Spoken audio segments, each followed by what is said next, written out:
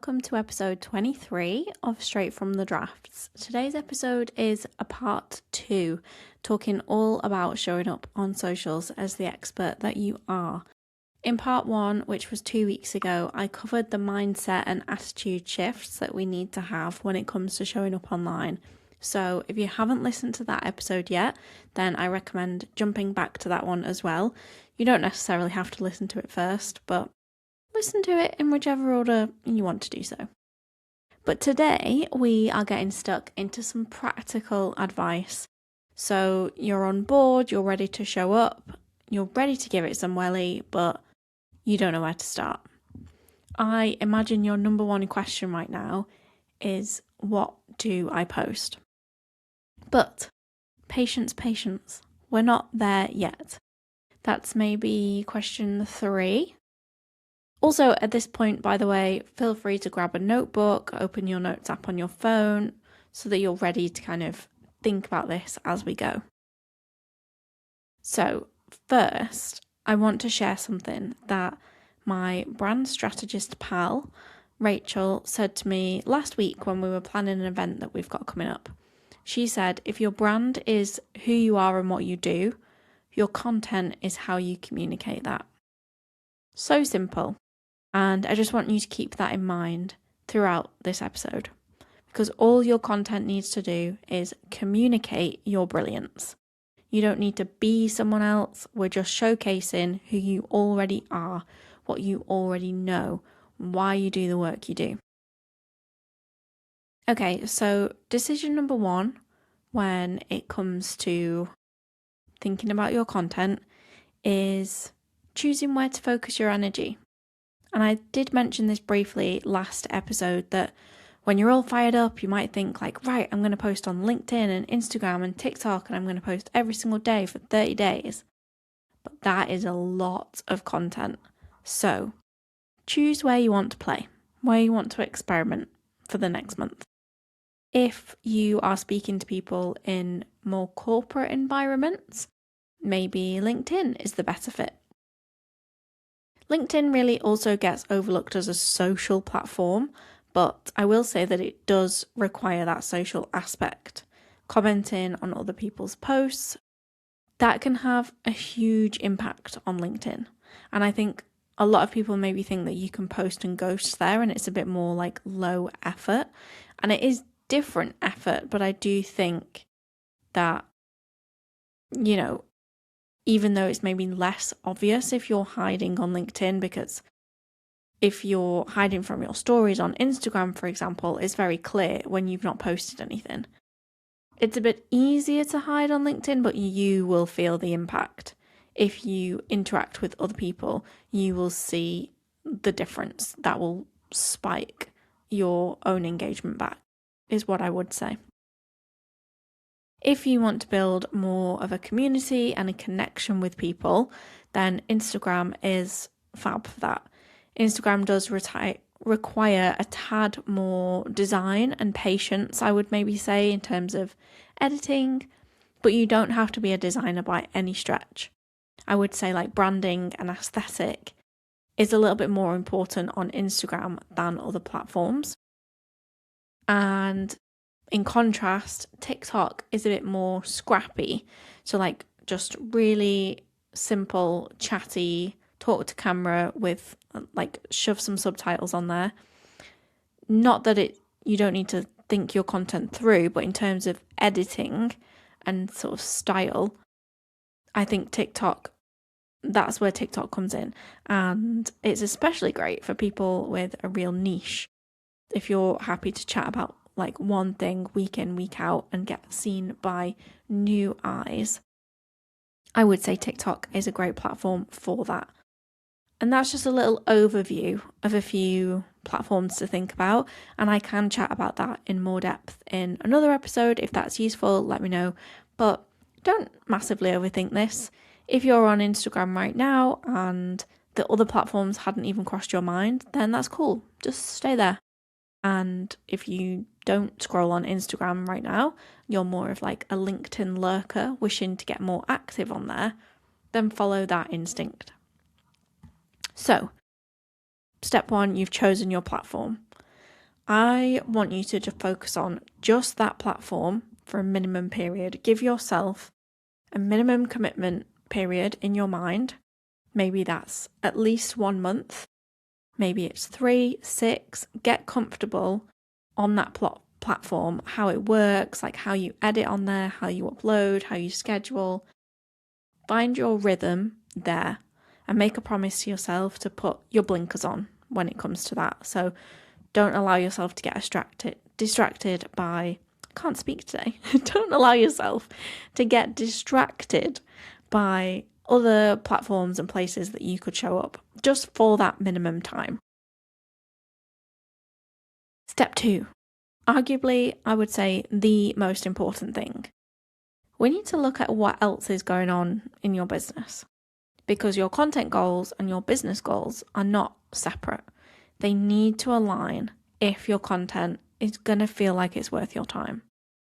So what's going on? What are your business goals in the next 1 to 2 months? Coming up, are you launching anything new? Or maybe you have the same service year round if you're like a wedding photographer or a brand designer.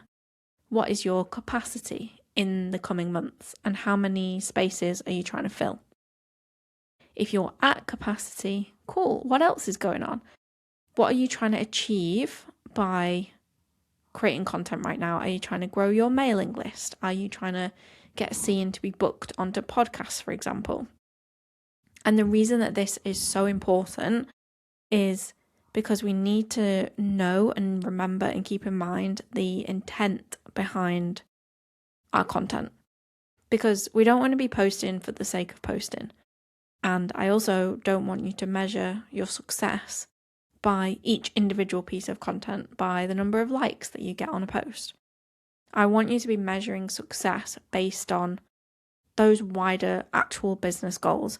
It's better to judge how well your content's doing by, are you booking out the spaces for your service right now, rather than is every post going viral? Because a post could go viral and it could mean absolutely naff all when it comes to your business.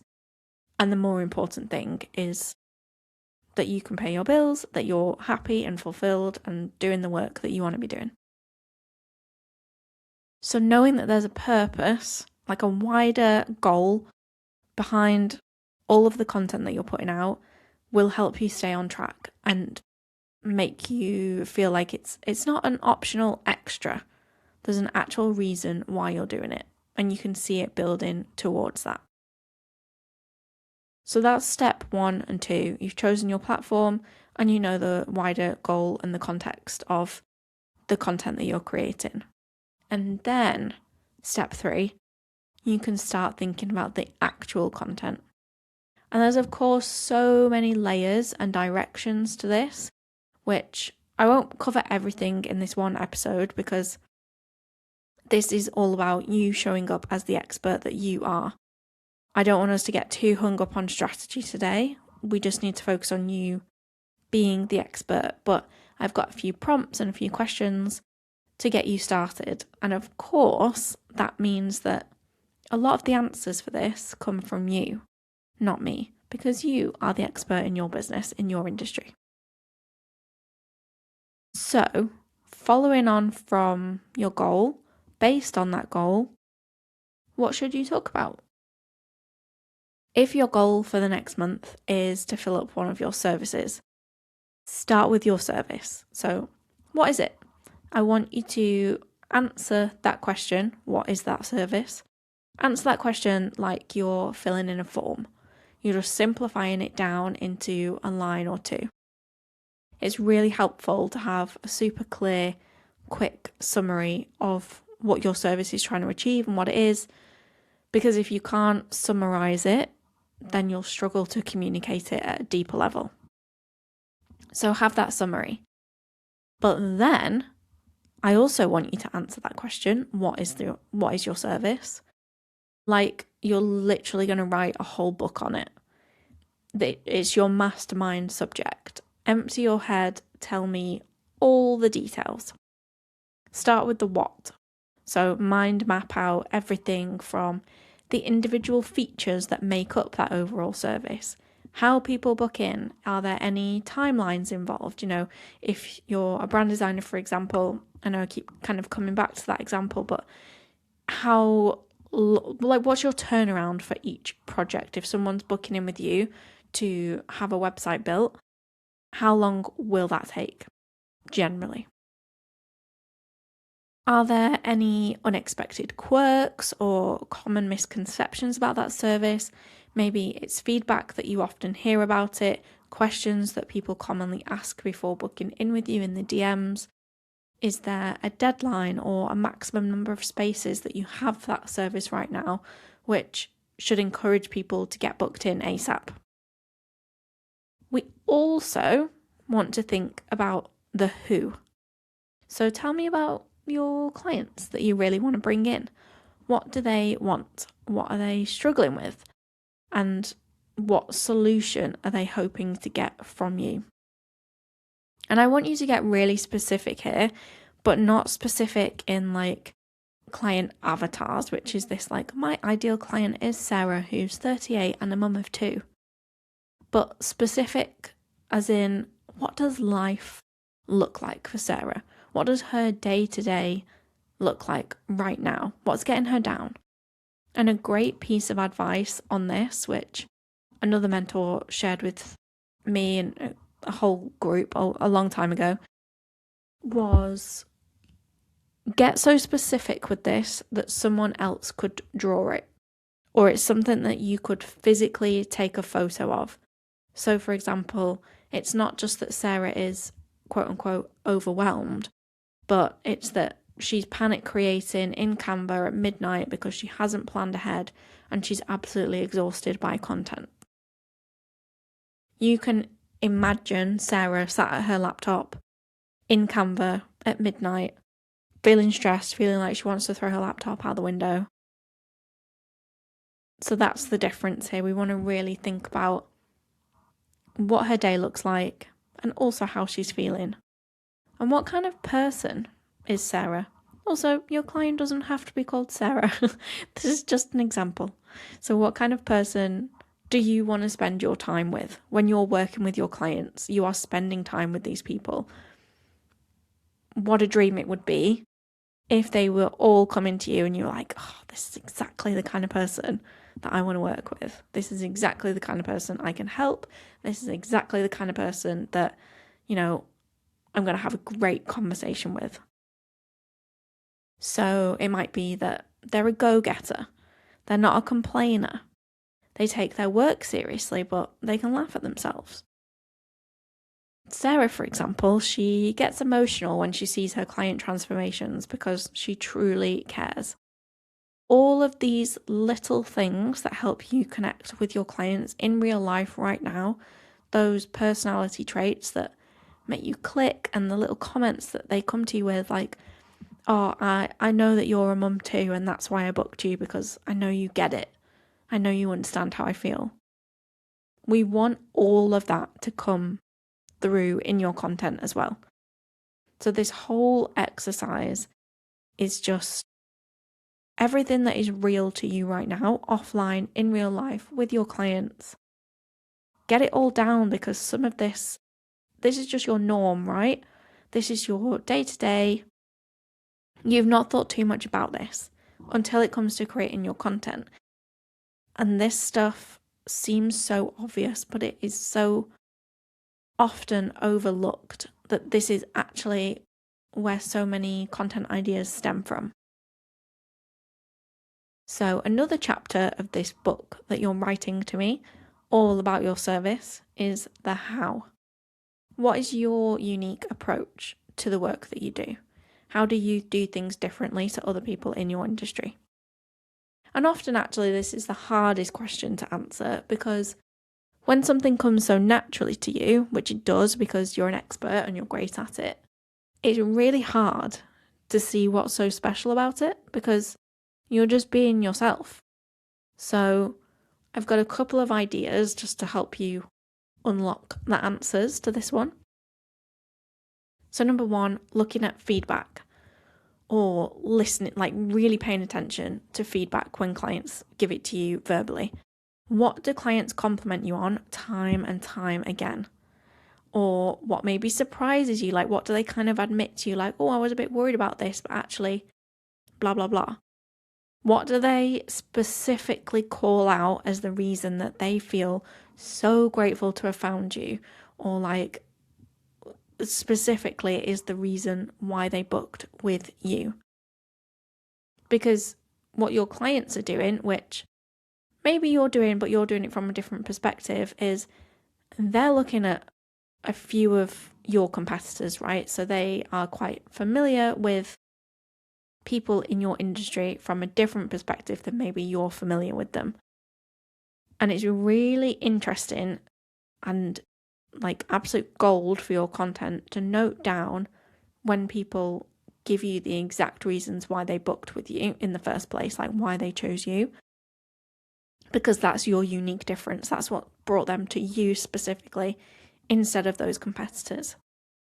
And then it's also great to hear feedback after they've worked with you of what it was that they particularly loved, because that shows your unique approach and how you made them feel throughout the process. So that's one thing that you can do to answer the question of like, what's so special about you and the way you do things. And second, also looking inward and thinking about your values and your mission. So what do you see in the industry that really irritates you, that maybe you sort of stand against? It's an opinion or a process, some way of doing things that you're like, nope, I do things differently. And sometimes it's easier to think about the things that you don't stand for, and that kind of helps you realize what you do stand for. How do you show up in real life, offline, with your clients that maybe you don't see that much of when you look at competitors' online presence? So maybe it's the colours and the style that you wear, like you might be really grungy and actually your industry is quite like bubblegum pink and you don't see a lot of that. Or, you know, maybe online everyone kind of plays it safe and they're quite polite and professional, and you're actually really sweary, really down to earth. We want your online presence to reflect your offline reality. That is all this is all about. So I want you to brain dump all of the things that describe your offline reality, the people you serve, how you do it, what you're actually doing when you work with clients, all of these things, because if you want your offline and online presence to align, then it makes sense that that is the starting point. Because again, these are not two separate things. The way you show up online doesn't need to be this whole different persona. You don't need to act, because you are the expert offline. So that's exactly what we want coming through in your content. You love your clients offline. You love how you interact with them. It's easy. So that's who we want to attract through your content, so that it feels easy. And all of that brain dump gives a great starting place for your content. There is still the question of what format you create that in, but that will kind of depend on which platform you choose, whether it's video, whether it's written, how much design you want to get involved with. But I really do hope that you see at this stage that you don't need to be a social media guru to get to this point. You just need to empty your head with all the knowledge and information that you've already got up there. And when you see all of that written down, whether that's on paper, in your notes app, project management system, wherever that is, it should really give you a confidence boost that you have got plenty to talk about in your content. It really is as simple as communicating who you are and what you do. And in the final part of this mini-series in 2 weeks' time, I'm going to go into some more detail about how we can communicate all of this in a way that will keep both you and your audience engaged, because what we don't want is for your content to sound like a GCSE French exam. You know, they're like, my name is Nao. I like chocolate. I am a coach. Obviously, one, because it's dull and nobody wants to read that, but also because it's not you. You don't sound like that. And this whole exercise is to get the real you seen online. So, I look forward to seeing you in a couple of weeks' time, or if you already know that this is something that you would love some support on nailing, then I would love to see you over on Instagram, where we can chat about my one-to-one content coaching service, Skip the Scroll, where I can support you more closely and more directly for your business. But for now, to finish this episode, today's cheesy mantra, and if you're new here, we do a cheesy mantra to end every episode because love a cheesy quote. Today's is, you don't have to see the whole staircase to take the first step. I am wishing you a gorgeous rest of your week, and I'll be back in your ears with a guest episode next week, and we'll return to this for final part 3 in 2 weeks' time. Okay, I'll see you then. Bye.